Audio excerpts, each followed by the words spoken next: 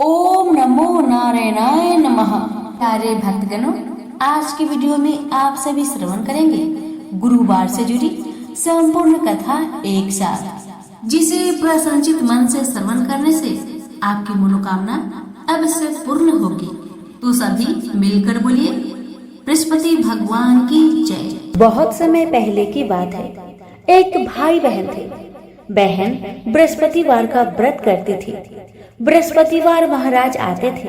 उसे 4 लड्डू, एक चांदी का कटोरा और एक सोने का सिक्का देकर चले जाते थे। भगवान बृहस्पति देव जो बहन को 4 लड्डू देते थे, वह बहन खा लेती थी और चांदी का कटोरा और सोने का टका कोठे में रख देती थी।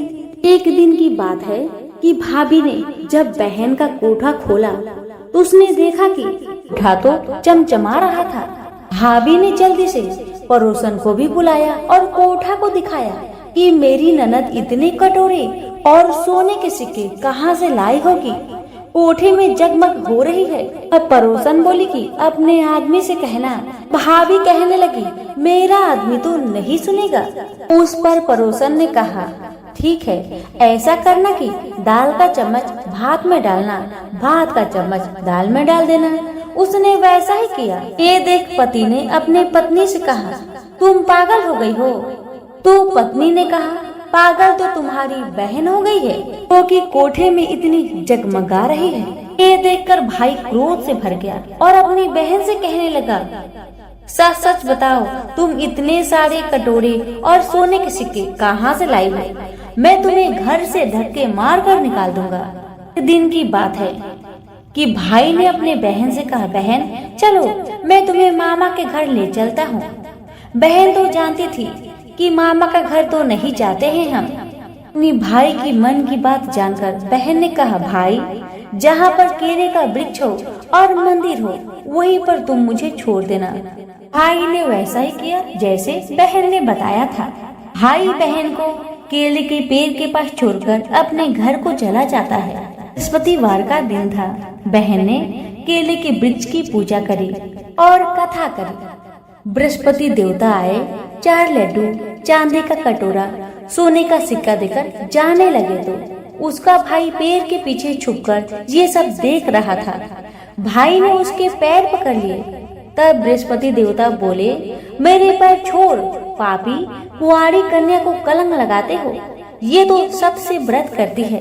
मैं ही इसके व्रत से प्रसन्न होकर 4 लड्डू, चांदी का कटोरा और सोने का सिक्का देकर चला जाता हूँ, और इसका पीछा भूल कर भी मत करना। भाई को अपनी गलती का एहसास हो चुका था। वह अपनी बहन को घर लाया और उसकी भाभी तभी दरवाजे पर खड़ी थी।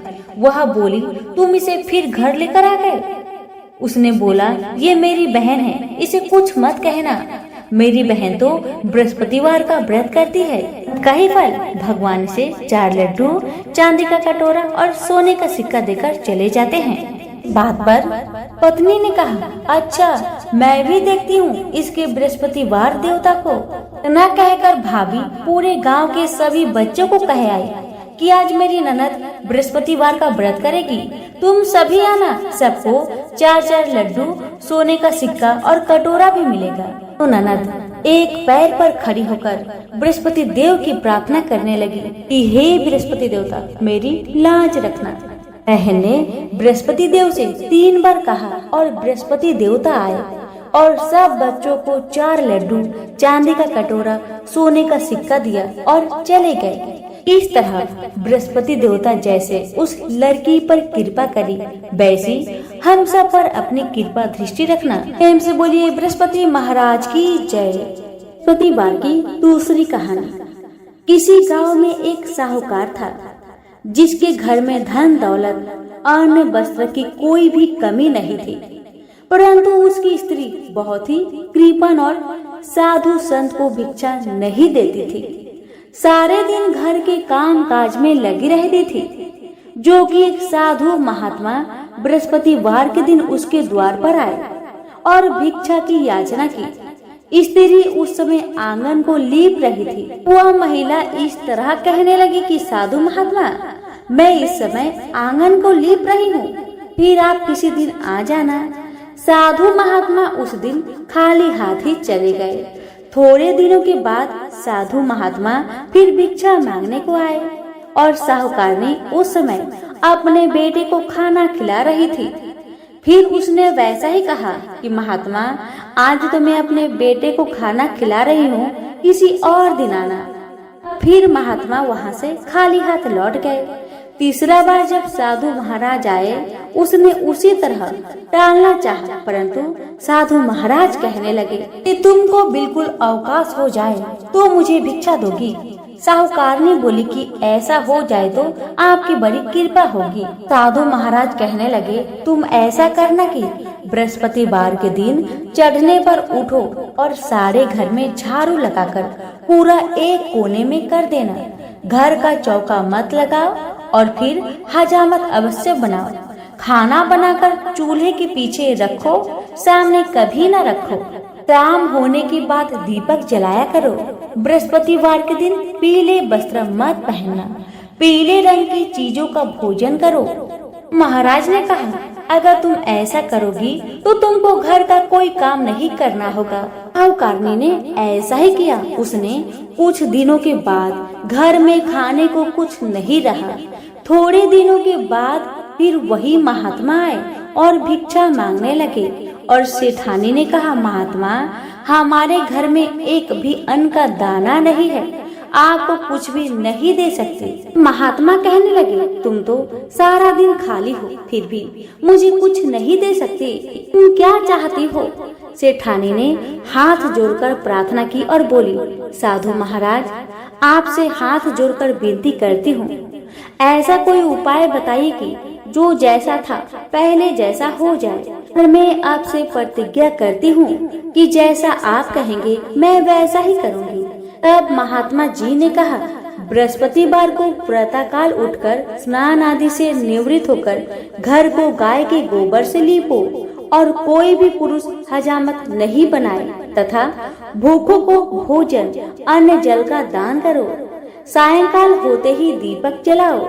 यदि ऐसा करोगी तो तुम्हारे सब मनोकामनाएं बृहस्पति देव जी भगवान पूरी कर देंगे। साहूकारनी ने ऐसा ही किया। उसके घर में धन दौलत अन्न वस्त्र के भंडार पहले जैसे हो गए। बृहस्पति देव ने जैसा था वैसा ही कर दिए। प्रेम से बोलिए बृहस्पति देव की जय। भारतवर्ष में एक प्रतापी और दानी राजा राज्य करता था। वह नित्य गरीबों और ब्राह्मणों की सहायता करता था। यह बात उसकी रानी को अच्छी नहीं लगती थी। वह ना ही गरीबों को दान देते, ना ही भगवान का पूजा करते थे और राजा को भी दान देने से मना किया करते थे। एक दिन राजा शिकार खेलने वन को गए हुए थे तो रानी महल में अकेली थी। उसी समय बृहस्पति देव साधु का भेष में राजा के महल में भिक्षा लेने के लिए गए और भिक्षा मांगी। रानी ने भिक्षा देने से इनकार किया और कहा, हे साधु महाराज, मैं तो दान पुण्य से तंग आ गई हूँ। मेरा पति सारा धन लुटाते रहते हैं। मेरी इच्छा है कि हमारा धन नष्ट हो जाए, फिर ना रहेगा बांस, ना बजेगी बांसुरी। रानी की बातें सुन साधु महाराज ने कहा, देवी, तुम तो बड़ी विचित्र हो। धन संतान तो सभी चाहते हैं, पुत्र और लक्ष्मी तो पापी के घर भी होने चाहिए। यदि तुम्हारे पास अधिक धन है तो भूखों को भोजन दो, प्यासों के लिए प्याव बनवाओ, मुसाफिरों के लिए धर्मशाला खुलवाओ। जो निर्धन अपनी कुंवारी कन्याओं का विवाह नहीं कर सकते, उनका विवाह करा दो। ऐसे और कई काम हैं जिनके करने से तुम्हारा यश लोक परलोक में भी फैलेगा। परंतु रानी पर उपदेश का कोई प्रभाव न पड़ा। वह बोली, महाराज, आप मुझे कुछ न समझाए। मैं ऐसा धन नहीं चाहती जो हर जगह बांटती फिरूं। साधु महाराज ने उत्तर दिया, यदि तुम्हारी ऐसी इच्छा है तो तथास्तु, तुम ऐसा करना कि बृहस्पतिवार को घर लिपकर पीली मिट्टी से अपना सिर धोकर स्नान करना, भट्टी चढ़ाकर कपड़े धोना। ऐसा करने से आपका सारा धन नष्ट हो जाएगा। इतना कहकर वह साधु महाराज वहां से आलोप हो गए। साधु के अनुसार कही बातों को पूरा करते हुए रानी को केवल 3 ही बृहस्पतिवार बीते थे कि उसकी समस्त धन संपत्ति नष्ट हो गई। भोजन के लिए राजा का परिवार तरसने लगा।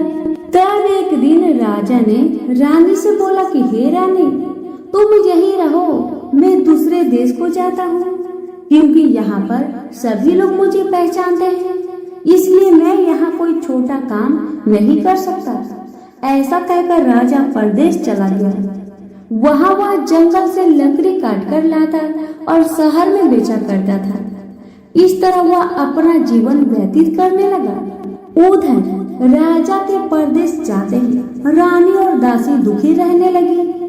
एक बार जब रानी और दासी को 7 दिन तक बिना भोजन के रहना पड़ा, तो रानी ने अपनी दासी से कहा, हे दासी, पास के ही नगर में मेरी बहन रहती है, वह बड़ी धनवान है, तू उसके पास जा और कुछ लेकर आ, ताकि थोड़ी बहुत गुजर बसर हो जाए। दासी रानी की बहन के पास गई। उस दिन गुरुवार था और रानी की बहन उस समय बृहस्पतिवार व्रत कथा सुन रही थी। दासी ने रानी की बहन को अपनी रानी का संदेश दिया, लेकिन रानी की बड़ी बहन ने कोई उत्तर नहीं दिया। जब दासी को रानी की बहन से कोई उत्तर नहीं मिला, तो वह बहुत दुखी हुई और उसे क्रोध भी आया। दासी ने वापस आकर रानी को सारी बात बता दी। सुनकर रानी ने अपने भाग्य को कोसा। उधर रानी की बहन ने सोचा कि मेरी बहन की दासी आई थी, परंतु मैं उससे नहीं बोली, इससे वह बहुत दुखी हुई होगी। कथा सुनकर और पूजन समाप्त करके वह अपनी बहन के घर जल्दी जल्दी गई और कहने लगी, हे बहन, मैं बृहस्पतिवार का व्रत कर रही थी, तुम्हारी दासी मेरे घर में आई थी, परंतु जब तक कथा होती है तब तक ना उठते हैं और ना ही कुछ बोलते हैं, इसलिए मैं नहीं बोल सकी। कहो दासी, क्या बात है, तुम क्यों आई थी हमारे घर? रानी बोली, बहन, तुमसे क्या छिपाए, हमारे घर में खाने तक को अनाज नहीं था। ऐसा कहते कहते रानी की आंखें भर आई। उसने दासी समेत पिछले 7 दिनों से भूखे रहने तक की बात अपनी बहन को बताई। रानी की बहन बोली, देखो बहन, भगवान बृहस्पति देव सबकी मनोकामना को पूर्ण करते हैं। देखो, शायद तुम्हारे घर में अनाज रखा हो। पहले तो रानी को विश्वास नहीं हुआ, पर बहन के आग्रह करने पर उसने अपनी दासी को अंदर भेजा तो उसे सचमुच अनाज से भरा एक घड़ा मिल गया। यह देखकर दासी को बड़ी हैरानी हुई। दासी रानी से कहने लगी, हे रानी, जब हमको भोजन नहीं मिलता तो हम व्रत ही तो करते हैं, इसलिए क्यों ना इनसे व्रत और कथा की विधि पूछ ली जाए, ताकि हम भी व्रत कर सके। तब रानी अपने बहन से बृहस्पतिवार व्रत के बारे में पूछने लगी, तो उसकी बहन ने बताया, बृहस्पतिवार के व्रत में चने की दाल और मुनक्का से विष्णु भगवान का केले की जड़ में पूजन करें तथा दीपक जलाएं, व्रत कथा सुने और पीला भोजन ही करें। इससे बृहस्पति देव प्रसन्न होते हैं। व्रत और पूजन विधि बताकर रानी की बहन अपने घर को लौट आई। 7 दिन के बाद जब गुरुवार आया तो रानी और दासी ने व्रत रखा। घुड़सार में जाकर चना और गुड़ लेकर आई, फिर उसके केले के जड़ में तथा विष्णु भगवान का पूजन किया। अब पीला भोजन कहाँ से आए, इस बात को लेकर दोनों बहुत दुखी थे। चूंकि उन्होंने व्रत रखा था, इसलिए बृहस्पति देव उनसे प्रसन्न थे। इसलिए वे एक साधारण व्यक्ति का रूप धारण कर 2 थालों में सुंदर पीला भोजन दासी को दे दिए। भोजन पाकर दासी प्रसन्न हुई और फिर रानी के साथ मिलकर भोजन ग्रहण किया। उसके बाद वे सभी गुरुवार को व्रत और पूजन करने लगे। बृहस्पति भगवान की कृपा से उनके पास फिर से धन संपत्ति आ गई, परंतु रानी फिर से पहले की तरह आलस्य करने लगी। तब दासी बोली, देखो रानी, तुम पहले भी इस प्रकार आलस्य करती थी। तुम्हें धन रखने में कष्ट होता था, इस कारण सभी धन नष्ट हो गया। और जब भगवान बृहस्पति देव की कृपा से धन मिला है तो तुम्हें फिर से आलस्य होती है।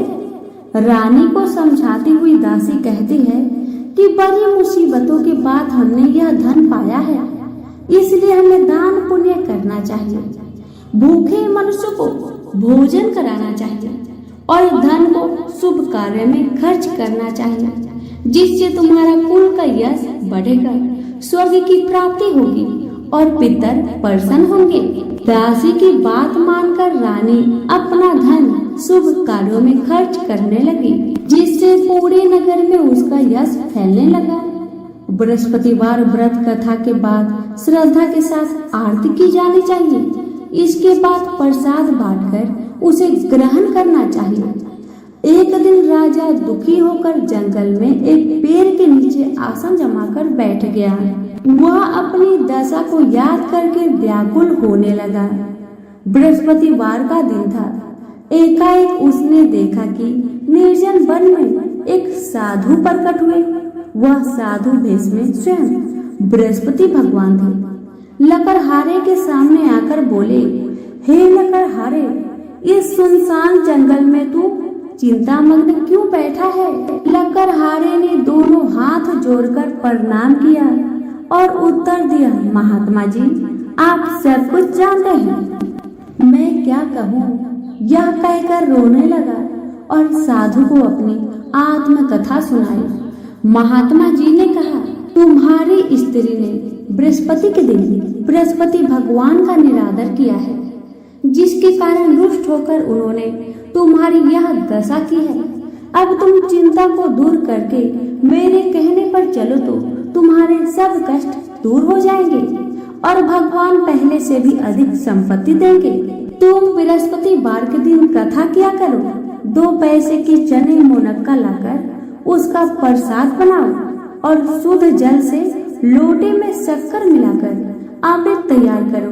कथा के पश्चात अपने सारे परिवार और सुनने वाले प्रेमियों में अमृत व प्रसाद बांटकर आप भी ग्रहण करो। ऐसा करने से भगवान तुम्हारी सब मनोकामना पूर्ण करेंगे। साधु के ऐसे वचन सुनकर लकड़हारा बोला, हे प्रभु, मुझे लकड़ी बेचकर इतना पैसा नहीं मिलता जिससे भोजन के उपरांत कुछ बचा सकूं। मैंने रात्रि में अपनी स्त्री को व्याकुल देखा है। मेरे पास कुछ भी नहीं जिससे मैं उसकी खबर मंगा सकूं।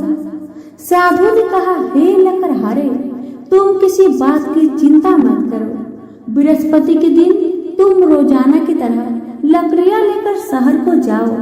तुमको रोज से दुगुना धन प्राप्त होगा, जिससे तुम भली भांति भोजन कर लोगे तथा बृहस्पति देव की पूजा का सामान भी आ जाएगा। इतना कहकर साधु अंतर ध्यान हो गए। धीरे धीरे समय व्यतीत होने पर फिर वही बृहस्पतिवार का दिन आया। लकड़हारा जंगल से लकड़ी काटकर किसी शहर में बेचने को गया। उसे उस दिन और दिन से अधिक पैसा मिला। राजा ने चना गुड़ आदि लाकर गुरुवार का व्रत किया। उस दिन से उसके सभी कलेश दूर हो गए। परंतु जब दोबारा गुरुवार का दिन आया तो बृहस्पतिवार का व्रत करना भूल गया। इस कारण बृहस्पति भगवान नाराज हो गए। उस दिन उस नगर के राजा ने विशाल यज्ञ का आयोजन किया तथा शहर में यह घोषणा करा दी कि कोई भी मनुष्य अपने घर में भोजन न बनाए और न ही आग जलावे। समस्त जनता मेरे यहाँ भोजन करने आए। इस आज्ञा को जो नहीं मानेगा उसे फांसी की सजा दी जाएगी। इस तरह की घोषणा संपूर्ण नगर में करवा दी गई। राजा के आज्ञा अनुसार शहर के सभी लोग भोजन करने गए, लेकिन लकड़हारा कुछ देर से पहुंचा, इसलिए राजा उसको अपने साथ घर लेकर गए और ले जाकर भोजन करा रहे थे तो रानी की दृष्टि उस खोटी पर पड़ी जिस पर उसका हार लटका हुआ था। वह वहां पर दिखाई नहीं दिया। रानी ने निश्चय किया कि मेरा हार इस मनुष्य ने चुरा लिया है। उसी समय सिपाहियों को बुलवाकर उसको कारागार में डाल दिया गया। जब लकड़हारा कारागार में पड़ गया और बहुत दुखी होकर विचार करने लगा कि ना जाने कौन से पूर्व जन्म के कर्म से मुझे यह दुख प्राप्त हुआ है, और उसी साधु को याद करने लगा जो कि जंगल में मिले थे। उसी समय तत्काल बृहस्पति देव साधु के रूप में प्रकट हुए और उसकी दशा को देखकर कहने लगे, अरे मूर्ख, तूने बृहस्पति देव की कथा नहीं करी, इस कारण तुझे दुख प्राप्त हुआ है। अब चिंता मत कर, बृहस्पति वार के दिन कारागार के दरवाजे पर तुम्हें 4 पैसे मिलेंगे, उनसे तू बृहस्पति देव की पूजा करना, तेरे सभी कष्ट दूर हो जाएंगे। बृहस्पति के दिन उसे 4 पैसे मिले। लकड़हारे ने कथा कही।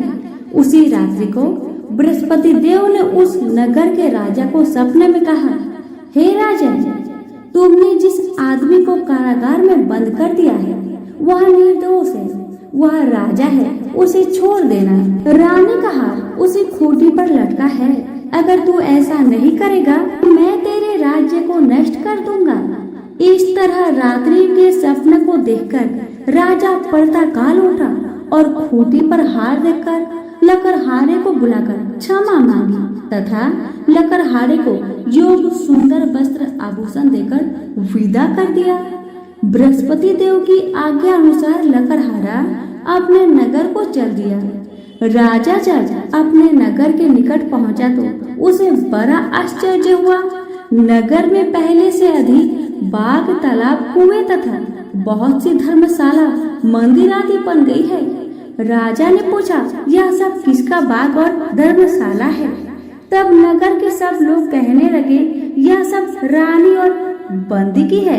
तो राजा को आश्चर्य हुआ और गुस्सा भी आया। जब रानी ने यह खबर सुनी कि राजा आ रहे हैं तो उन्होंने बांदी से कहा, हे दासी, देख राजा हमको कितनी बुरी हालत में छोड़ के गए थे। हमारी ऐसी हालत देखकर वह कहीं लौट न जाए, इसलिए तू दरवाजे पर खड़ी हो जा। आज्ञा अनुसार दासी दरवाजे पर खड़ी हो गई। राजा आए तो उन्हें अपने साथ लेकर आई। तब राजा ने क्रोध करके अपनी रानी से पूछा कि यह धन तुम्हें कैसे प्राप्त हुआ? तब उन्होंने कहा, हमें यह सब धन बृहस्पति देव के व्रत के प्रभाव से प्राप्त हुआ है। राजा ने निश्चय किया कि 7 रोज बाद तो सभी बृहस्पति देव का पूजन करते हैं, परंतु मैं प्रतिदिन दिन में 3 बार कहानी तथा रोज व्रत किया करूंगा। अब हर समय राजा के दुपट्टे में चने की दाल बंधी रहती तथा दिन में 3 बार कहानी कहता। एक रोज राजा ने विचार किया कि चलो अपनी बहन की यहाँ होकर आते हैं। इस तरह निश्चय कर राजा घोड़े पर सवार होकर अपनी बहन के यहाँ चलने लगा। मार्ग में उसने देखा कि कुछ आदमी एक मुर्दे को लेकर जा रहे हैं। उन्हें रोककर राजा कहने लगा, अरे भाइयों, मेरी बृहस्पतिवार की कथा सुन लो। वो बोले, लो, हमारा यहाँ आदमी मर गया है, इसको अपनी कथा की पड़ी है। परंतु कुछ आदमी बोले, अच्छा कहो, हम तुम्हारी कथा भी सुन लेंगे। राजा ने दाल निकाली और जब कथा आधी हुई थी कि मुर्दा हिलने लग गया, और जब कथा समाप्त हो गई तो राम राम करके मनुष्य उठकर खड़ा हो गया। आगे मार्ग में उसे एक किसान खेत में हल चलाता मिला। राजा ने उन्हें देख उससे बोला, अरे भाई, तुम मेरी बृहस्पतिवार की कथा सुन लो। किसान बोला, जब तक मैं तेरी कथा सुनूंगा तब तक 4 हरैया जोत लूंगा, अपनी कथा किसी और को सुनाना। इस तरह राजा आगे चलने लगा। राजा के हटते ही बैल पछाड़ खाकर गिर गया तथा किसान के बेटे को पेट में बड़ी जोर दर्द होने लगा। उस समय उसकी माँ रोटी लेकर आई। उसने जब यह देखा तो अपने पुत्र से सब हाल पूछा और बेटे ने सभी हाल कह दिया। तो बुढ़िया दौड़ी दौड़ी उस घोड़सवार के पास गई और उससे बोली कि मैं तेरी कथा सुनूंगी, तू अपनी कथा मेरे खेत में चलकर ही कहना। राजा ने बुढ़िया के खेत में जाकर कथा कही, जिसके सुनते ही वह बैल उठ खड़ा हुआ तथा किसान के बेटे का दर्द भी ठीक हो गया। राजा अपनी बहन के घर पहुंचा। बहन ने भाई की खूब मेहमानी की। दूसरे रोज प्रातः काल राजा जागा तो वह देखने लगा कि सब लोग भोजन कर रहे हैं। राजा ने अपने बहन से कहा, ऐसा कोई मनुष्य है जिसने भोजन नहीं किया हो, जो मेरी बृहस्पतिवार की कथा सुन ले। बहन बोली, हे भैया, यह देश ऐसा ही है कि पहले यहाँ के लोग भोजन करते हैं, बाद में अन्य काम करते हैं। अगर पड़ोस में कोई हो तो मैं देख आती हूँ। ऐसा कहकर वह देखने चली गई, परंतु उसे कोई ऐसा व्यक्ति नहीं मिला जिसने भोजन न किया हो। अतः वह एक कुमार के घर गई जिसका लड़का बीमार था। उसे मालूम हुआ कि उनके यहाँ 3 रोज से किसी ने भोजन नहीं किया है। रानी ने अपने भाई की कथा सुनने के लिए कुम्हार से कहा तो वह तैयार हो गया। राजा ने जाकर बृहस्पतिवार की कथा कही, जिसको सुनकर उसका लड़का एकदम ठीक हो गया। अब तो राजा की प्रशंसा होने लगी। एक रोज राजा ने अपनी बहन से कहा, हे बहन, हम अपने घर को जाएंगे, तुम भी तैयार हो जाओ। राजा के बहन ने अपनी सास से कहा तो सास ने कहा, हाँ चली जा, परंतु अपने लड़के को मत ले जाना, क्योंकि तेरे भाई के तो कोई औलाद नहीं है। बहन ने अपने भैया से कहा, हे भैया, मैं तो चलूंगी, पर कोई बालक नहीं जाएगा। राजा बोला, जब कोई बालक नहीं चलेगा तब तुम जाकर क्या करोगी? बड़ी दुखी मन से राजा अपने नगर को लौट आया। राजा ने अपनी रानी से कहा, हम निर्वंशी हैं, हमारा मुख देखने का धर्म नहीं है और कुछ भोजन आदि नहीं किया। रानी बोली, हे प्रभु, बृहस्पति देव ने हमें सब कुछ दिया है, आप भरोसा रखें, बृहस्पति देव हमें औलाद जरूर देंगे। उसी रात को बृहस्पति देव ने राजा को सपने में कहा, हे राजा उठ, सभी सोच त्याग दे, तेरी रानी गर्भ से है। राजा की यह बात सुनकर बड़ी खुशी हुई। 9वें महीने में उसके गर्भ से एक सुंदर पुत्र पैदा हुआ। तब राजा बोला, हे रानी, स्त्री बिना भोजन के रह सकते हैं, पर बिना कहे नहीं रह सकते। जब मेरी बहन आए तो तुम उससे कहना मत। रानी ने सुनकर हाँ कर दिया।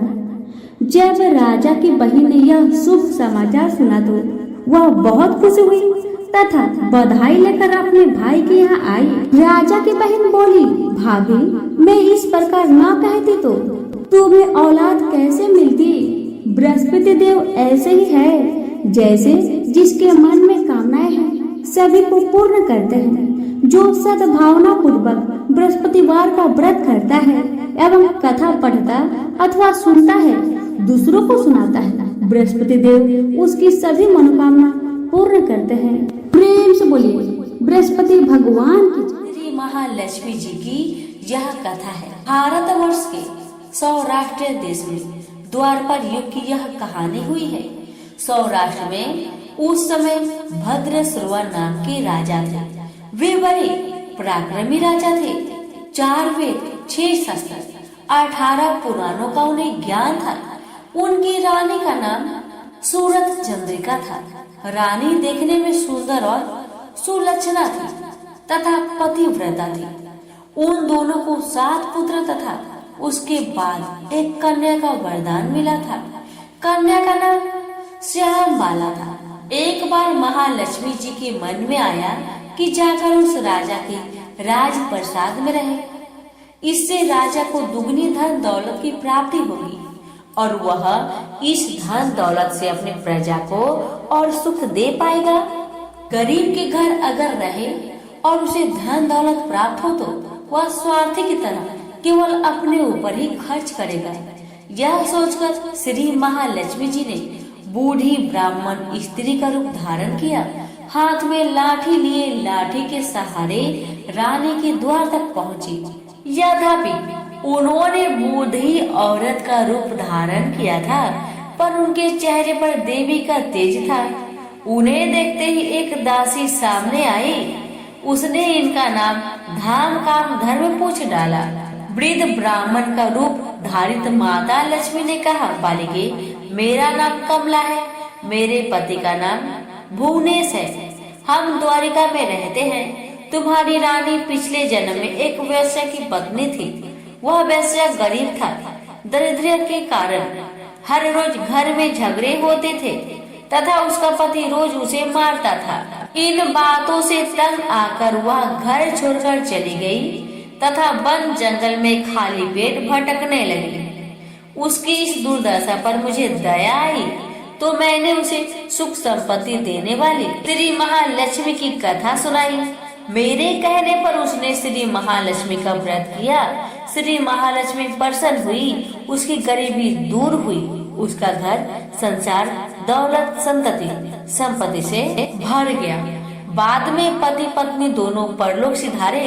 लक्ष्मी व्रत करने के कारण वे लक्ष्मी लोक में रहे। उन्होंने जितने साल महालक्ष्मी का व्रत किया उतने 1000 साल उन्हें सुख भोग मिला। इस जन्म में उसका जन्म राजघराने में हुआ है, परंतु वह श्री महालक्ष्मी व्रत करना भूल गई है। उसे यह याद दिलाने में यहाँ आई हूँ।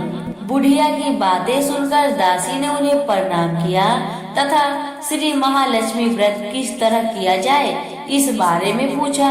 बुढ़िया रूप धारण किए हुए लक्ष्मी माता ने दासी को पूजा विधि तथा महिमा बताई। इसके बाद वह दासी माता को प्रणाम कर रानी को बताने अंदर चली गई। राज वैभव में रहते हुए रानी को अपने ऐश्वर्य का बहुत घमंड हुआ था। संपत्ति तथा अधिकार की वजह से वह उन्मत्त हो गई थी। दासी द्वारा बताई गई बुढ़िया की बातें सुनकर आग बबूला होकर राज द्वार पर आकर बुढ़िया रूपी श्री महालक्ष्मी पर बरस पड़ी। उसे यह मालूम नहीं था कि श्री महालक्ष्मी माता बुढ़िया का रूप धारण करके द्वार तक आई है, परंतु रानी का इस कदर रुख बर्ताव तथा अपना अनादर देखकर माता ने वहाँ ठहरना ठीक न समझा। वे वहाँ से चल पड़ी। राह में उन्हें राजकुमारी श्यामबाला मिली। उन्होंने श्यामबाला को सारी बात बताई। श्यामबाला अपने ओर से श्री महालक्ष्मी जी से क्षमा मांगी। माता को उस पर दया आई। उन्होंने श्यामबाला को श्री महालक्ष्मी व्रत के बारे में बताया। उस दिन अगहन माह का प्रथम गुरुवार था। श्यामबाला ने परम श्रद्धा से श्री महालक्ष्मी का व्रत रखा। फलस्वरूप राजा सिद्धेश्वर के सुपुत्र मालाधर से उसका विवाह हुआ। वह धन दौलत ऐश्वर्य वैभव से माला माल हो गई। पति के साथ ससुराल में आनंद से दिन बिताने लगी। इधर श्री महालक्ष्मी रानी पर प्रकोप हुआ। फलस्वरूप राजा भद्रश्रवा का राज्य एवं राज कारोबार नष्ट हो गया। यहाँ तक कि खाने के भी लाले पड़ गए। ऐसी हालत में एक दिन रानी ने राजा से निवेदन किया, हमारा दामाद इतना बड़ा राजा है, धनवान है, ऐश्वर्यशाली है, क्यों न उसके पास जाए, अपना हाल उसे बताए, वह जरूर हमारी मदद करेगा। इस बात पर राजा भद्रश्रवा दामाद के पास रवाना हुए।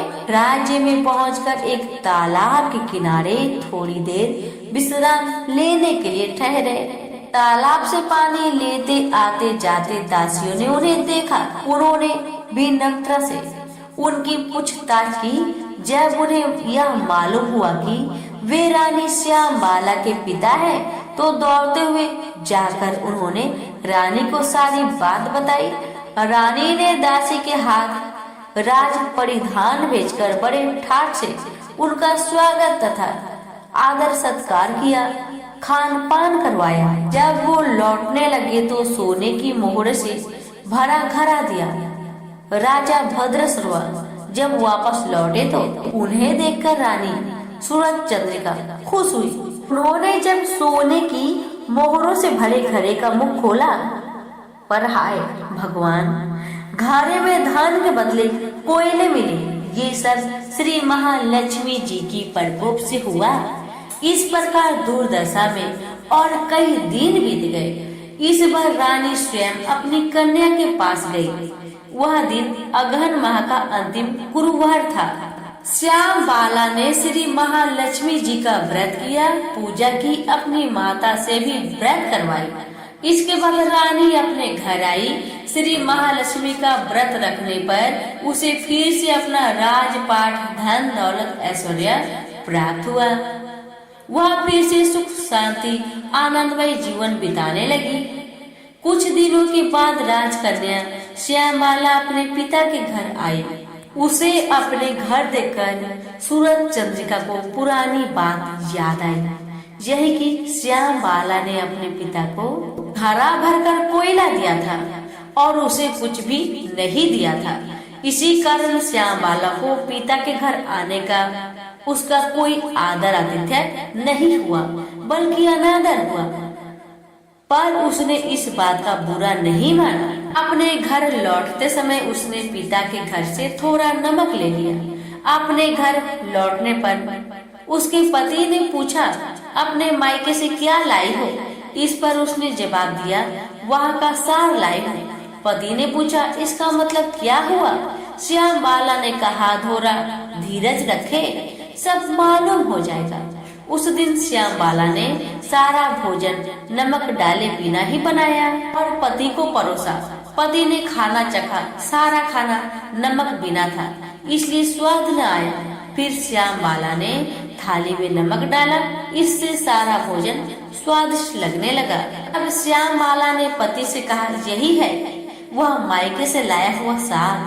पति को उसकी बात सही लगी। फिर वह दोनों हंसी मजाक करते हुए भोजन करने लगे। कहा गया है कि इस तरह जो कोई श्रद्धा भाव से श्री महालक्ष्मी की पूजा करे, उसे माता की कृपा प्राप्त होती है, सुख संपत्ति शांति प्राप्त होती है, सभी मनोकामनाएं पूरी होती है। परंतु ये सब प्राप्त होने पर माता की पूजा को भूलना नहीं चाहिए। हर गुरुवार को व्रत पाठ अवश्य करना चाहिए। इस तरह श्री महालक्ष्मी की महिमा भक्तों की मनोकामना पूरी करती है। प्रेम से बोलिए महालक्ष्मी माता की जय। श्री साईं व्रत को कोई भी स्त्री, पुरुष और बच्चे भी रख सकते हैं।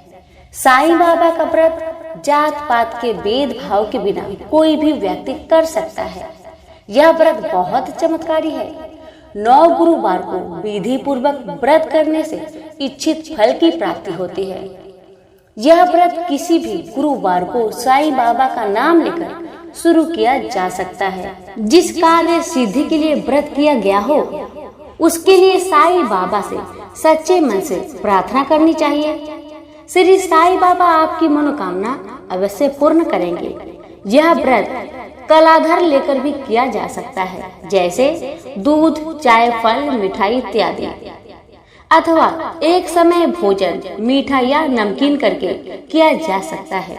भूखे रहकर उपवास ना कर सके तो व्रत वाले दिन सुबह या शाम को साईं बाबा की फोटो तथा श्री साईनाथ सिद्ध विषा यंत्र की पूजा करनी चाहिए। पूजा करने से पूर्व नहा धोकर वस्त्र पहने। इसके पश्चात पूर्व दिशा में किसी आसन पर कोरा पीला कपड़ा बिछाकर उस पर श्री साईं बाबा की फोटो व साईं यंत्र को स्वच्छ जल से पोंछकर स्थापित करें। चंदन का तिलक लगाए और पीले फूल चढ़ाए और अगरबत्ती तथा दीपक, शुद्ध घी का दीपक जलाकर साईं व्रत की कथा पढ़नी या फिर सुननी चाहिए। तथा जिस कार्य के सिद्धि के लिए व्रत रख रहे हैं, उस कार्य को निर्विघ्न पूरा करने के लिए श्री साईं बाबा की सच्चे मन से प्रार्थना करनी चाहिए और श्री साईं बाबा की आरती करके प्रसाद बांटे तथा स्वयं भी ग्रहण करें। प्रसाद में कोई फल भी, मिठाई अथवा घर में बनाई खिचड़ी बांटे। 9 गुरुवार को यदि संभव हो तो साईं बाबा के मंदिर में जाकर साईं के दर्शन जरूर करें। यदि साईं के मंदिर न जा पाए तो घर पर ही श्रद्धा भक्ति पूर्वक साईं बाबा की पूजा की जा सकती है। यदि व्रत वाले दिन कहीं बाहर जाना हो या यात्रा पर हो तो व्रत चालू रखा जा सकता है या फिर उस गुरुवार को छोड़कर अगले गुरुवार को व्रत करें। स्त्रियां यदि व्रत के समय रजवाला होने के कारण अथवा किसी अन्य कारण से व्रत न रख पाए तो उस गुरुवार को 9 गुरुवार की गिनती में न लीजिए और उस गुरुवार के बदले अन्य गुरुवार को व्रत करके 9वें गुरुवार का उद्यापन करें। एक बार मनोकामना अनुसार व्रत पूर्ण करने के बाद फिर मनोकामना कर फिर से साईं व्रत शुरू कर सकते हैं। श्री साईं बाबा व्रत की उद्यापन विधि। 9वें गुरुवार को व्रत पूरा होने पर उद्यापन करना चाहिए। इस दिन कम से कम 5 गरीबों को भोजन कराना चाहिए। साईं बाबा के व्रत के उद्यापन में अपने अड़ोस पड़ोस मित्रों सगे संबंधियों को साईं बाबा की महिमा और व्रत का प्रसार करने के लिए श्री साईं बाबा व्रत कथा की यह असली पुस्तकें भेंट करने पर चमत्कारी लाभ होता है। इस तरह व्रत का उद्यापन करें। 9वें गुरुवार को जितनी भी पुस्तकें भेंट देनी है उन्हें तिलक लगाकर पूजा में रखें और बाद में बांटें, जिनसे उन व्यक्तियों की भी मनोकामना पूर्ण हो जिसे आप ये पुस्तक भेंट में दे रहे हैं। श्री साईनाथ सिद्ध दिशा यंत्र जिसकी 9 गुरुवार पूजा की है, उस मंत्र को अपने पूजा के स्थान पर स्थापित कर दे। उपरोक्त विधि पूर्वक व्रत रखने उद्यापन करने से अवश्य ही सभी मनोकामनाएं पूर्ण होंगी, ऐसा साईं भक्तों का विश्वास है। अब सुनिए श्री साईं बाबा की व्रत कथा। रामा बहन और उनके पति दीपक एक बड़े नगर में रहते थे।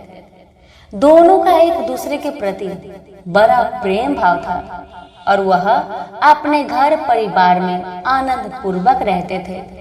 दीपक भाई का अच्छा खासा कारोबार था, परंतु उनका स्वभाव थोड़ा कठोर या और बोलने का शायद उन्हें ढंग न आता था। अचानक समय ने अपना पासा पलटा और दीपक भाई का अच्छा खासा चलता हुआ कारोबार एकदम से ठप पड़ गया। अत्यधिक घाटा होने के कारण उन्होंने व्यवसाय पूरी तरह से बंद कर दिया और समय के हाथों विवश होकर घर पर बैठ गए। इस कारण उनके स्वभाव में पहले से ज्यादा उग्रता आ गई। बात बात पर लड़ना झगड़ना उनकी आदत बन गई थी। इसी वजह से उनकी अक्सर अपने पास पड़ोसियों से भी कहा सुनी हो जाती थी। उनके इस स्वभाव के कारण उनके पड़ोसी भी खिन्न रहते थे। रामा बहन बहुत ही धार्मिक स्वभाव की स्त्री थी। वह भगवान पर पूर्ण श्रद्धा और विश्वास रखती थी, इसीलिए शायद बिना कुछ कहे सब कुछ चुपचाप सह लेती थी। उन्हें विश्वास था कि ईश्वर एक दिन कोई न कोई रास्ता अवश्य निकालेंगे। एक दिन दोपहर के समय रमा बहन के घर पर एक वृद्ध साधु महाराज दरवाजे पर आए। उनके चेहरे पर अद्भुत तेज था और आंखों से अमृत बरस रहा था और उन्होंने आकर दाल चावल की मांग की। रमा बहन ने तुरंत हाथ धोकर उस साधु महाराज को दाल चावल लाकर दिए और हाथ जोड़कर उन्हें नमस्कार किया। वृद्ध साधु ने आशीर्वाद दिया, साईं सदा सुखी रखे। रमा बहन ने कहा, महाराज सुख अपने भाग्य में ही नहीं है, और फिर अपने दुखी जीवन की काफी कहानी कह डाली। तब साधु महाराज ने रमा के दुखों को दूर करने हेतु उन्हें श्री साईं बाबा के 9 गुरुवार के व्रत करने के बारे में बताया।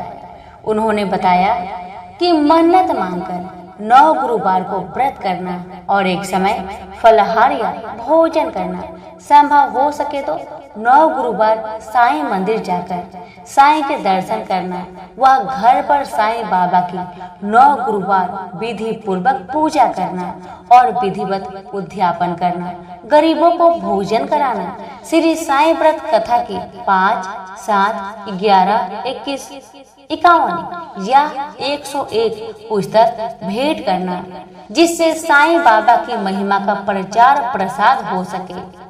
इससे चमत्कारी लाभ होता है। कलयुग में यह व्रत बड़ा चमत्कारी व्रत है। यह सभी मनोकामनाएं पूर्ण करता है, लेकिन साईं बाबा पर अटूट श्रद्धा, विश्वास और धीरज रखना जरूरी है। व्रत को करते समय मन में किसी के भी प्रति ईर्ष्या, द्वेष नहीं होना चाहिए और झूठ, छल, कपट आदि बुरी आदतों को भी त्याग देना चाहिए। साईं का स्मरण करते रहना चाहिए। इस सब बातों को ध्यान में रखकर जो भी व्यक्ति साईं व्रत व उद्यापन करता है, साईं बाबा उसकी मनोकामना अवश्य पूर्ण करेंगे। साधु महाराज से ऐसे वचन सुनकर रमा बहन अत्यंत प्रसन्न हुई और उन्होंने भी गुरुवार से 9 गुरुवार का व्रत लिया। 9वें गुरुवार को व्रत पूर्ण होने पर उन्होंने उद्यापन किया और गरीबों को भोजन कराया। साईं व्रत था कि 101 पुस्तक भेंट की। इससे उनके घर के झगड़े झंझट दूर हुए। घर में बहुत ही सुख शांति हो गई। दीपक भाई का स्वभाव में आश्चर्यजनक बदलाव आने लगा। उन्होंने फिर से अपना कारोबार शुरू कर दिया। थोड़े ही समय में उनके घर में सुख समृद्धि बढ़ गई। दोनों पति पत्नी सुखी जीवन बिताने लगे। एक दिन रमा बहन की जेठानी अपने पति के साथ उनके घर मिलने आई। दोनों पति पत्नी को खुश देखकर उन्हें बड़ी प्रसन्नता हुई। उन्होंने रमा बहन से पूछा कि उनके जीवन में यह चमत्कार कैसे हुआ, और बातों ही बातों में उन्होंने बताया कि उनके बच्चे पढ़ाई नहीं करते और परीक्षा में फेल हो गए। दिनों दिन बिगड़ते जा रहे हैं, जिसकी वजह से सब कुछ होते हुए भी हम लोग बहुत परेशान हैं। रमा बहन ने उन्हें 9 गुरुवार को साईं बाबा के व्रत करने की महिमा बताई। साईं बाबा की भक्ति से बच्चे अच्छी तरह से पढ़ पाएंगे और कहना भी मानेंगे, लेकिन इन सब के लिए साईं बाबा पर पूर्ण श्रद्धा और विश्वास रखना जरूरी है। साईं बाबा सबकी सहायता करते हैं। उसने रमा बहन से व्रत का उद्यापन की विधि बतलाने को कहा। रमा ने 9 गुरुवार तक व्रत करने व संभव हो तो साईं मंदिर में जाकर साईं दर्शन करने के लिए कहा, और ये भी बताया कि यह व्रत स्त्री पुरुष एवं बच्चे सभी कर सकते हैं। 9 गुरुवार साईं बाबा की फोटो तथा सिद्ध साईं यंत्र की पूजा करना, फूल चढ़ाना, दीपक अगरबत्ती आदि प्रसाद चढ़ाना एवं साईं बाबा का स्मरण करना, आरती करना आदि विधि बताई। साईं व्रत कथा, साईं स्मरण, साईं चालीसा, कवच, साईं बावनी, साईं नाम माला आदि का पाठ करना, 9वें गुरुवार को उद्यापन करना, यथाशक्ति साईं व्रत कथा की पुस्तकें पास पड़ोस मित्रों और सगे संबंधियों को भेंट कर देना। उनकी जेठानी यह सब सुन बहुत प्रसन्न हुई।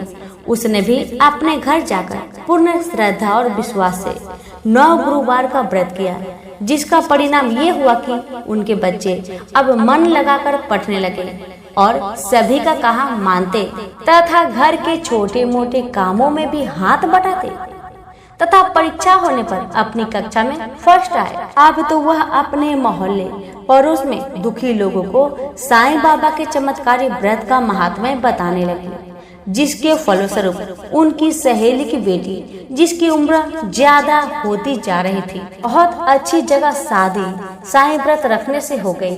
एक पड़ोसन जिनके पति गंभीर रूप से बीमार थे, वो भी साईं व्रत की कृपा से स्वस्थ हो गए। और भी ऐसे अनेक अद्भुत चमत्कार हुए थे। रमा बहन ने कहा कि साईं बाबा की महिमा महान है।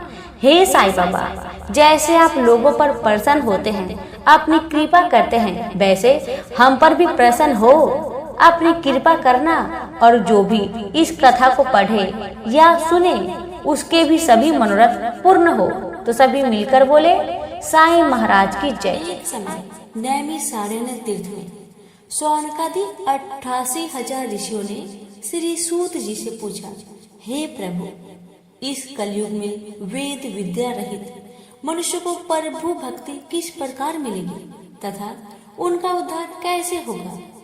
हे मुनि श्रेष्ठ, कोई ऐसा तप कहिए जिसमें थोड़े समय में पुण्य प्राप्त हो तथा वांछित फल भी मिले।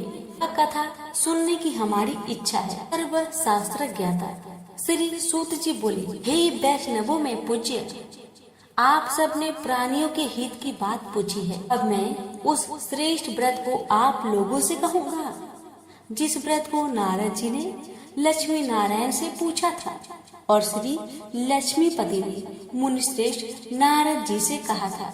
सो ध्यान से सुनो। एक समय योगी राज नारद जी दूसरे के हित की इच्छा से अनेक लोकों में घूमते हुए मृत्यु लोक में आ पहुँचे। वहाँ पर अनेक योनियों में जन्म हुए प्राय सभी मनुष्य को अपने अपने कर्मों द्वारा अनेक दुखों से पीड़ित देखकर उन्होंने सोचा कि ऐसा क्या किया जाए कि मानवों के दुखों का नाश हो सके। ऐसा मन में विचार कर नारद जी विष्णु लोक को गए।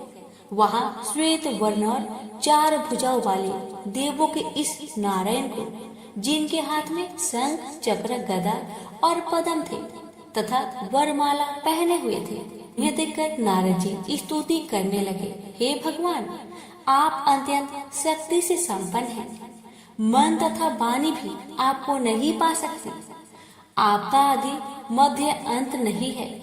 निर्गुण स्वरूप सृष्टि के कारण भक्तों के दुख को नष्ट करने वाले हैं।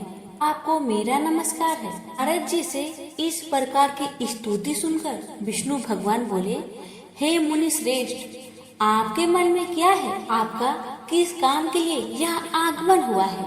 वो सब निसंकोच कहिए। तब नारद मुनि बोले, मृत्यु लोक में सब मनुष्य जो अनेक योनि में पैदा हुए हैं, अपने अपने कर्मों द्वारा अनेक प्रकार के दुखों से दुखी हो रहे हैं। हे नाथ, मुझ पर दया रखते हैं तो बताइए कि उन मनुष्य के सब दुख थोड़े से प्रयत्न से कैसे दूर हो सकते हैं? श्री भगवान जी बोले, हे नारद, मनुष्यों की भलाई के लिए तुमने बहुत ही अच्छी बात पूछी है, जिसके करने से मनुष्य मोह से छूट जाता है। वह मैं कहता हूँ, सुनो। पुण्य देने वाला स्वर्ग तथा मृत्यु लोक दोनों में दुर्लभ एक उत्तम व्रत है। आज मैं प्रेमवश होकर तुमसे कहता हूँ, श्री सत्यनारायण भगवान का व्रत अच्छी तरह विधान पूर्वक करके मनुष्य तुरंत ही यहाँ सुख भोग कर मरने पर मोक्ष को प्राप्त होता है। कि भगवान के वचन सुनकर नारद मुनि बोले कि उस व्रत का फल क्या है, क्या विधान है, किसने यह व्रत किया था और किस दिन यह व्रत करना चाहिए, विस्तार से कहिए।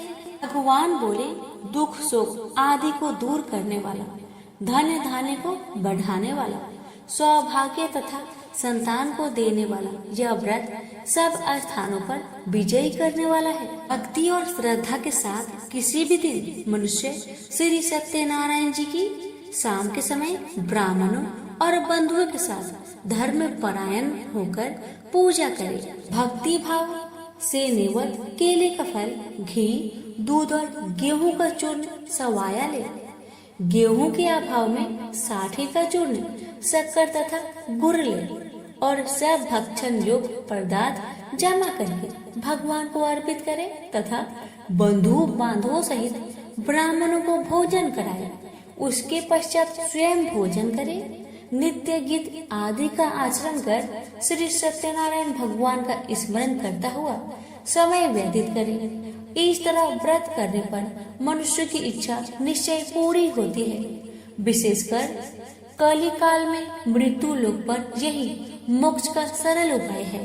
जो बोलिए सत्यनारायण भगवान की जय। श्री सत्यनारायण व्रत कथा का प्रथम अध्याय संपूर्ण हुआ। श्रीमन नारायण नारायण नारायण, भजमन नारायण नारायण नारायण। श्री सत्यनारायण भगवान की जय। अब सुनिए दूसरा अध्याय। सूत जी बोले, हे ऋषियों, जिसने पहले समय में इस व्रत को किया है उसका इतिहास कहता हूँ, ध्यान से सुनो। सुंदर काशीपुरी नगरी में एक अत्यंत निर्धन ब्राह्मण रहता था। वह भूख प्यास से बेचैन हुआ नित्य पृथ्वी पर घूमता था। ब्राह्मणों से प्रेम करने वाले भगवान ने ब्राह्मण का रूप धारण कर उसके पास जाकर आदर के साथ पूछा, हे ब्रीफ, नित्य दुखी हुआ पृथ्वी पर क्यों घूमता है? दीन ब्राह्मण बोला, मैं निर्धन ब्राह्मण हूँ, भिक्षा के लिए पृथ्वी पर फिरता हूँ। हे भगवान, यदि आप इसका उपाय जानते हैं तो कृपा करके कहिए। वृद्ध ब्राह्मण बोला कि सत्यनारायण भगवान मनोवांछित फल देने वाले हैं, इसलिए हे ब्राह्मण, तू उनका पूजन कर। जिसके करने से मनुष्य सब दुखों से मुक्त हो जाता है। ब्राह्मण को व्रत का सारा विधान बतलाकर बूढ़े ब्राह्मण का रूप धारण करने वाले श्री सत्यनारायण भगवान अंतर ध्यान हो गए। जिस व्रत को वृद्ध ब्राह्मण ने बतलाया है मैं उसको करूँगा, यही निश्चय करने पर उसे रात में नींद नहीं आई। वह सवेरे उठ सत्यनारायण भगवान के व्रत का निश्चय कर भिक्षा के लिए चला। उस दिन उसको भिक्षा में बहुत धन मिला। इससे बंधु बांधवों के साथ उसने श्री सत्यनारायण का व्रत किया। इसके करने से वह वृद्ध सब दुखों से छूटकर अनेक प्रकार की संपत्ति से युक्त हुआ। उस समय से वह वृद्ध हर मास व्रत करने लगा। इस तरह सत्यनारायण भगवान के व्रत को जो करेगा वह सब पापों से छूटकर मोक्ष को प्राप्त होगा। जो पृथ्वी पर श्री सत्यनारायण भगवान का व्रत करेगा वह मनुष्य सब दुखों से छूट जाएगा। इस तरह नारद जी से नारायण जी का कहा हुआ यह व्रत मैंने तुमसे कहा। हे वृपो, मैं यार और क्या कहूँ। ऋषि बोले, हे मुनिवर, संसार में उस व्रत से सुनकर और किस किस ने इस व्रत को किया हम वह सुनना चाहते हैं। इसके लिए हमारे मन में श्रद्धा है। सूत जी बोले, हे मुनियों, जिसने इस व्रत को किया है वह सब सुनो। एक समय वह व्रत धन और ऐश्वर्य के अनुसार बंधु बांधवों के साथ व्रत करने को तैयार हुआ। उसी समय एक लकड़ी बेचने वाला बूढ़ा आदमी आ गया और बाहर लकड़ियां को रखकर व्रत के मकान में गया। प्यास से दुखी लकड़हारा उनको व्रत करते देखकर व्रत को नमस्कार कर कहने लगा कि आप यहाँ क्या कर रहे हैं और इसके करने से क्या फल मिलता है, कृपया मुझसे कहिए। ब्राह्मण ने कहा, सब मनोकामनाओं को पूरा करने वाला यह श्री सत्यनारायण भगवान का व्रत है। इसकी ही कृपा से मेरे यहाँ धन्य धान्य आदि की वृद्धि हुई है। व्रत से इस व्रत के बारे में जानकर लकड़हारा बहुत प्रसन्न हुआ। चरणामृत ले और प्रसाद खाने के बाद अपने घर को गया। लकड़हारे ने अपने मन में इस प्रकार का संकल्प किया कि आज ग्राम में लकड़ी बेचने से जो धन मिलेगा उसी से मैं श्री सत्यनारायण भगवान का उत्तम व्रत करूंगा। यहाँ मन में विचार कर वह बूढ़ा आदमी लकड़ियां अपने सिर पर रखकर जिस नगर में धनवान लोग रह रहे थे ऐसे सुंदर नगर में गया। उस रोज वहाँ पर उसे उन लकड़ियों का दाम पहले दिनों से 4 गुना मिला। वह बूढ़ा लकड़हारा दाम ले और अति प्रसन्न होकर पके केले की फली, शक्कर, घी, दूध, दही और गेहूं का चूर्ण इत्यादि श्री सत्यनारायण भगवान के व्रत की कुल सामग्रियों को लेकर अपने घर गया। फिर उसने अपने भाई बंधुओं को बुलवाकर विधि के साथ भगवान जी का पूजन और व्रत किया। उस व्रत के प्रभाव से वह बूढ़ा लकड़हारा धन पुत्र आदि से युक्त हुआ और संसार के समस्त सुख भोगकर बैकुंठ को चला गया। श्री सत्यनारायण व्रत कथा का दूसरा अध्याय संपूर्ण। श्रीमन नारायण नारायण नारायण भज मन नारायण नारायण नारायण। श्री सत्यनारायण भगवान की जय। सुनिए तीसरा अध्याय। सूत जी बोले, हे श्रेष्ठ मुनियों, अब आगे की कथा कहता हूँ। पहले समय में उल्कामुख नाम का एक बुद्धिमान राजा था। वह सत्यवक्ता और जितेंद्रिय था।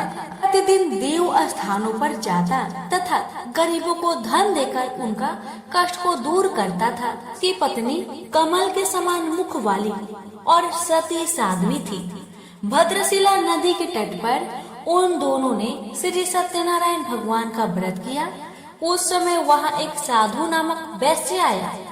उसके पास व्यापार के लिए बहुत सा धन था। राजा का व्रत करते हुए देखकर वह विनय के साथ पूछने लगा, हे राजन, भक्ति युक्त चित्त से आप क्या कर रहे हैं? मेरी सुनने की इच्छा है, सो आप यह मुझे बताइए।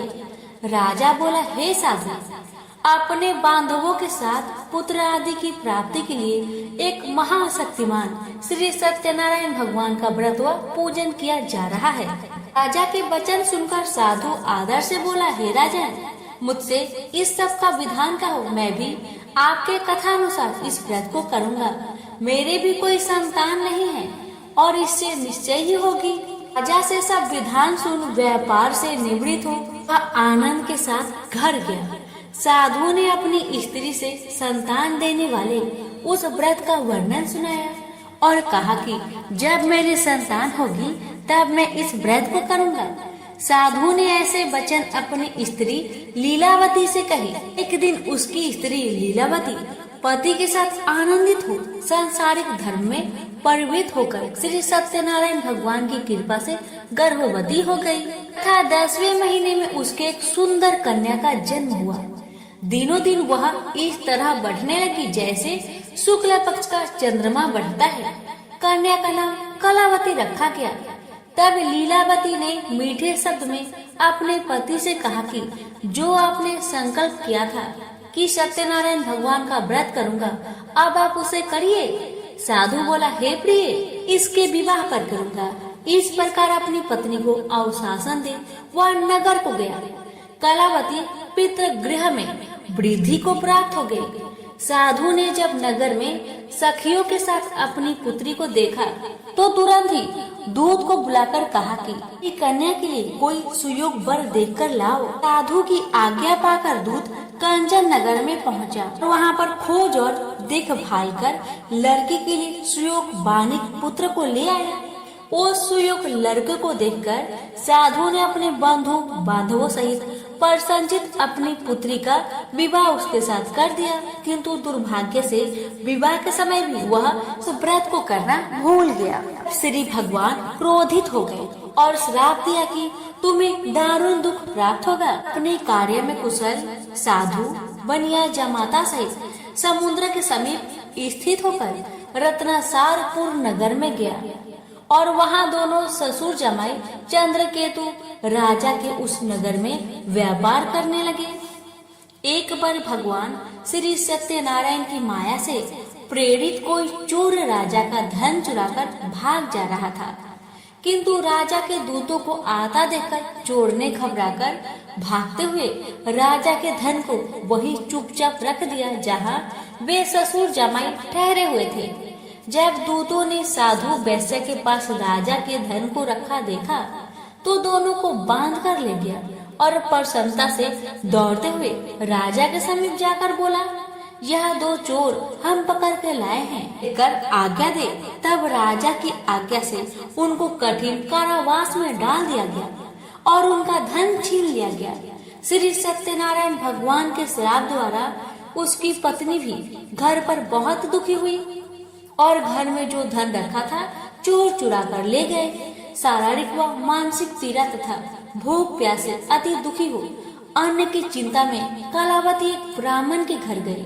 वहाँ उसने श्री सत्यनारायण भगवान का व्रत होते देखा, कथा सुनी तथा प्रसाद ग्रहण कर रात को घर आई। माता ने कलावती से कहा, हे पुत्री, अब तक तुम कहाँ रही? तेरे मन में क्या है? कलावती बोली, हे माता, मैंने एक ब्राह्मण के घर में श्री सत्यनारायण भगवान का व्रत देखा। कन्या के वचन सुनकर लीलावती भगवान के पूजन की तैयारी करने लगी। लीलावती ने परिवार और बंधुओं सहित श्री सत्यनारायण भगवान का पूजन किया और वर मांगा कि मेरे पति और दामाद शीघ्र घर आ जाए।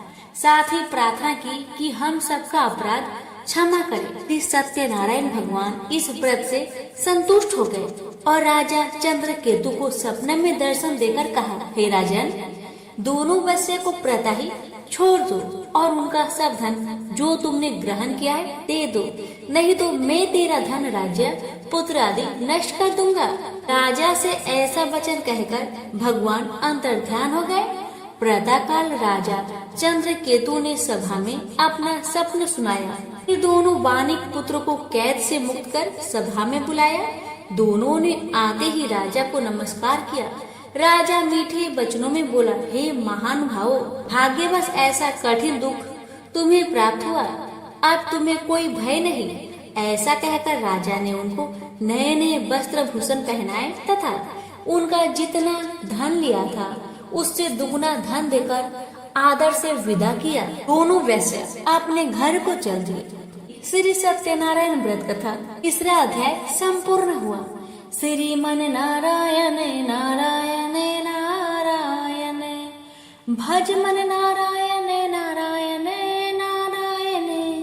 श्री सत्यनारायण भगवान की जय। अब सुनिए चतुर्थ अध्याय। जी बोले, वैश्य ने मंगलवार करके यात्रा आरंभ की और अपने नगर को चल दिए। उनके थोड़ी दूर निकलने पर दंडी वेशधारी श्री सत्यनारायण ने उनसे पूछा, हे साधु, तेरे नाव में क्या है? अभिमानी वाणी खसता हुआ बोला, हे दंडी, आप क्यों पूछते हो? क्या धन लेने की इच्छा है? मेरी नाव में तो बेल और पत्ते भरे हैं। वैश्य का कठोर वचन सुनकर श्री भगवान ने कहा, तुम्हारा वचन सत्य हो। दंडी ऐसा कहकर वहाँ से दूर चले गए। कुछ दूर जाकर समुद्र के किनारे बैठ गए। दंडी के जाने पर वैश्य ने नित्य क्रिया करने के बाद नाव को ऊंची उठी देखकर अचंभा किया तथा नाव में बेल पत्ते आदि देकर मूर्छित हो गया, जमीन में गिर पड़ा। मूर्छा खोलने पर अत्यंत शोक प्रकट करने लगा। तब उसका दामाद बोला, आप शोक ना करें, यह दंडी का श्राप है, अतः उनकी शरण में चलना चाहिए हमें, तभी हमारी मनोकामना पूरी होगी। दामाद के वचन सुनकर वह दंडी के पास पहुंचा और अत्यंत भक्ति भाव से नमस्कार करके बोला, मैंने जो आपसे असत्य वचन कहे थे उसको क्षमा करें। ऐसा कहकर महान शोकातुर रोने लगा। तब दंडी भगवान बोले, हे वाणी पुत्र, मेरी आज्ञा से बार बार तुम्हें दुख प्राप्त हुआ है, मेरी पूजा से विमुख हुआ। साधु बोला, हे भगवान, आपकी माया से ब्रह्मा आदि देवता भी आपके रूप को नहीं जानते, तब मैं अज्ञानी कैसे जान सकता हूँ? आप प्रसन्न होइए, मैं सामर्थ्य के अनुसार आपकी पूजा करूँगा। मेरी रक्षा कीजिए और पहले के समान नौका में धन भर दीजिए। उसके भक्ति युक्त वचन सुनकर भगवान प्रसन्न हो उसकी इच्छा अनुसार वर देकर अंतर ध्यान हो गए। तब उन्होंने नाव पर आकर देखा कि नाव धन से परिपूर्ण है। वह श्री सत्यनारायण भगवान का पूजन कर साथियों सहित अपने नगर को चला। जब अपने नगर के निकट पहुंचा, तब दूत को घर भेजा। दूत ने साधु के घर जा उसकी स्त्री को नमस्कार कर कहा, साधु अपने दामाद सहित इस नगर के समीप आ गए हैं। ऐसा वचन सुन साधु की स्त्री ने बड़े हर्ष के साथ सत्यनारायण भगवान का पूजन कर पुत्री से कहा, मैं अपने पति के दर्शन को जाती हूँ, तू कार्य पूर्ण कर शीघ्र आ। माता के ऐसे वचन सुनकर कलावती प्रसाद छोड़कर जल्दी में पति के पास गई। साथ की अवज्ञा के कारण श्री सत्यनारायण भगवान रुष्ट हो के पति को नाव सहित पानी में डुबो दिया। कालावती अपने पति को न देखकर रोती हुई जमीन पर गिर गई। इस तरह नौका को डूबा हुआ तथा कन्या को रोता हुआ देख साधु दुखी होकर बोला कि प्रभु, मुझसे या मेरे परिवार से जो भूल हुई उसे क्षमा करो। उसके दीन वचन सुनकर श्री सत्यनारायण भगवान प्रसन्न हो गए और आकाशवाणी हुई, हे साधु, तेरी कन्या मेरे प्रसाद को छोड़कर आई है, इसलिए उसका पति अदृश्य हुआ है। यदि वह घर जाकर प्रसाद खाकर लौटे तो उसे पति अवश्य मिलेगा। ऐसी आकाशवाणी सुनकर कलावती ने घर पहुंचकर प्रसाद खाया और आकर पति के दर्शन किए। तत्पश्चात साधु ने बंधु बांधवों सहित श्री सत्यनारायण भगवान का विधि पूर्वक पूजन किया। इस लोक का सुख भोग कर अंत में स्वर्ग लोक को गया। तीसरी सत्यनारायण व्रत कथा चतुर्थ अध्याय संपूर्ण हुआ। श्रीमन नारायण नारायण नारायण भज मन नारायण नारायण नारायण। श्री सत्यनारायण भगवान की जय। आप सुनिए पंचम अध्याय। जी बोले, हे ऋषियों, मैं और भी कथा कहता हूँ, सुनो। प्रजा पालन में लीन तुंगवच नाम का एक राजा था। उसने भी भगवान का प्रसाद त्याग कर बहुत दुख पाया। एक समय वन में जाकर वन्य पशुओं को मारकर बर के पेड़ के नीचे आया। वहाँ उसने ग्वालों को भक्ति भाव से बांधवों सहित श्री सत्यनारायण का पूजन करते देखा। राजा देखकर भी अभिमानवश वहां नहीं गया और न ही नमस्कार किया। जब ग्वालों ने श्री भगवान का प्रसाद उसके सामने रखा तो वह प्रसाद त्याग कर अपनी नगरी को चला गया। वहां उसने अपना सब कुछ नष्ट पाया तो वह जान गया कि यह सब भगवान ने किया है। तब वह विश्वास कर ग्वालों के समीप गया और विधि पूर्वक पूजन कर प्रसाद खाया तो श्री सत्यनारायण भगवान की कृपा से सब कुछ पहले जैसा ही हो गया। दीर्घ काल तक सुख भोग कर मरने पर स्वर्ग को गया। जो मनुष्य परम दुर्लभ व्रत को करेगा भगवान की कृपा से उसे धन्य धान्य की प्राप्ति होगी। निर्धन धनी और बंदी बंधन से मुक्त होकर निर्भय हो जाता है। संतानहीनों को संतान प्राप्त होती है तथा सब मनोरथ पूर्ण होता है। अंत में बैकुंठ धाम की प्राप्ति होती है। जिन्होंने पहले इस व्रत को किया अब उनके दूसरे जन्म की कथा कहता हूँ। वृद्ध सनातन ब्राह्मण ने सुदामा का जन्म लेकर मोक्ष पाया। लकड़हारे ने अगले जन्म में निषाद बनकर मोक्ष प्राप्त किया। उल्कामुख नाम का राजा दशरथ होकर बैकुंठ को प्राप्त हुआ। साधु नाम के वैश्य ने मोर ध्वज बनकर अपने पुत्र को आड़े से चीरकर मोक्ष को प्राप्त किया। महाराज तुम ध्वज ने स्वयंभू होकर भगवान में भक्ति युक्त हो कर्म कर मोक्ष प्राप्त किया।